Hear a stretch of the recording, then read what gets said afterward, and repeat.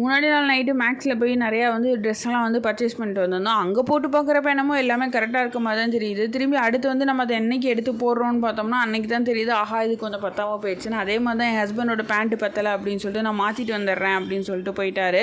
அன்றைக்கி வந்து லஞ்ச் வந்து நாங்கள் வந்து 3 o'clock தான் வந்து ப்ரிப்பேர் பண்ணேன். பெருசாக ஒன்றும் செய்யலை, சாதம் இருந்துச்சு, வீட்டிலே கேர்டு இருக்குது. அதனால் வந்து இப்போ சம்மருக்குனா வந்து தயிர் சோறு இருந்தாலே அமிர்த மாதிரி இருக்குது, எதுக்கு தேவையில்லாத வேலைன்னு சொல்லிட்டு தயிரே வச்சுக்கலாம் அப்படின்னு ப்ரிப்பேர் பண்ணிட்டேன்.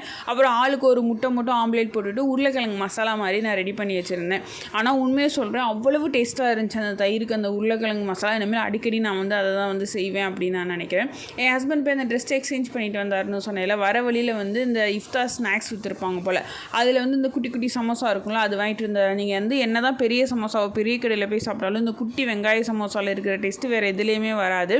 இது ஆக்சுவலி முன்னாடிக்கு இந்த கம்பெனியில் நான் வாங்கி சாப்பிடுவேன். இப்போ 1 year புது கம்பெனினால அங்கே அந்த மாதிரி கிடைக்கிறது இல்லை. இப்போ தான் நான் சாப்பிட்டேன். பார்க்கவே